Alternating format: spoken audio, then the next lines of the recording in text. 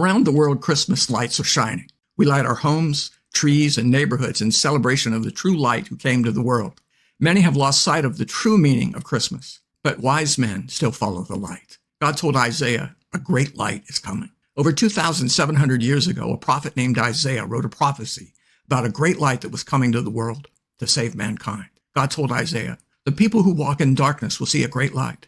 Those who live in a dark land, the light will shine on them. Isaiah 9:2 NASB. And that light will rise on you. Isaiah 6, verses 1-3 in NIV. Arise, shine, for your light has come, and the glory of the Lord rises upon you. See, darkness covers the earth, and thick darkness is over the peoples. But the Lord rises upon you, and his glory appears over you. Nations will come to your light, and kings to the brightness of your dawn. A great light in the heavens announced Jesus' arrival. Before Jesus was born, a great star appeared in the heavens, declaring that he was coming. Isaiah's 700-year-old prophecy came to pass. The light of the world had come into the world as a human baby. Matthew 2, 1-2, 9-11 in the NIV tells the story. Now, after Jesus was born in Bethlehem, wise men from the east came to Jerusalem saying, "Where is he who has been born, King of the Jews?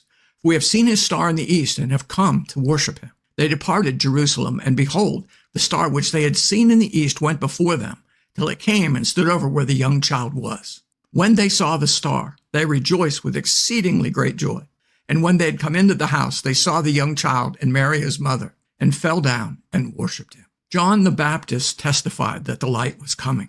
He came as a witness to testify concerning that light, so that through him all might believe. This is John 1:7 in NIV. Jesus came as light which pushes back the darkness. John 1:4-5, New Living Translation says, "The Word gave life to everything that was created, and his life brought light to everyone." The light shines in the darkness, and the darkness can never extinguish it. Jesus' radiant glory was revealed. Jesus took Peter, James, and John and climbed a high mountain to pray.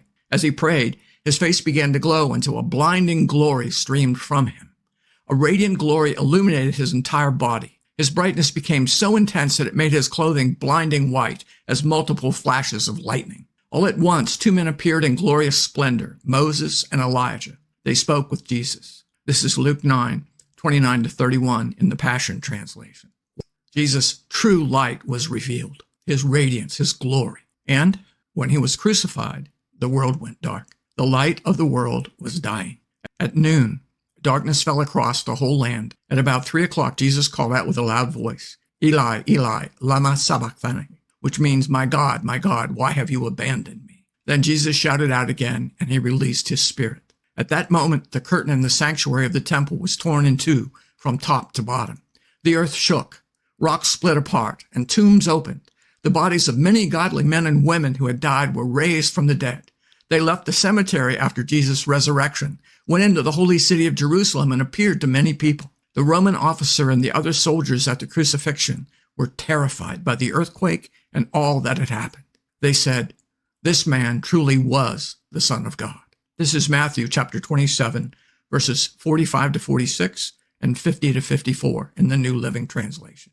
Satan thought the light had been snuffed out, but you and I know that Jesus rose again because death couldn't hold him. Death is only for those who sin, and Jesus never did. God accepted Jesus' sacrifice of his life as payment for the sins of all mankind. All who believe in Jesus are saved, and they become the light of the world. Imagine Satan's surprise when instead of one light, Jesus radiates through each of us who have faith in the Son of God. Now there are millions of lights all around the world, Christians who believe in Jesus and who are his light to their world.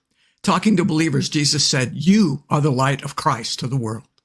Let your light shine before men in such a way that they may see your good deeds and moral excellence and recognize and honor and glorify your Father who is in heaven." Matthew 5, verses 14-16 in the Amplified Translation. Activation.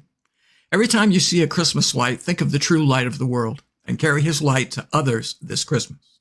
Be the light of the world to your family, your friends, your coworkers. Peter wrote, "You can show others the goodness of God, for he called you out of the darkness into his wonderful light." 1 Peter 2:9, New Living Translation. Show others the goodness of God. Demonstrate godliness in all you say and do. Do good deeds that will bring glory and honor to Jesus this Christmas. And expect important people to be drawn to the light of Christ in you.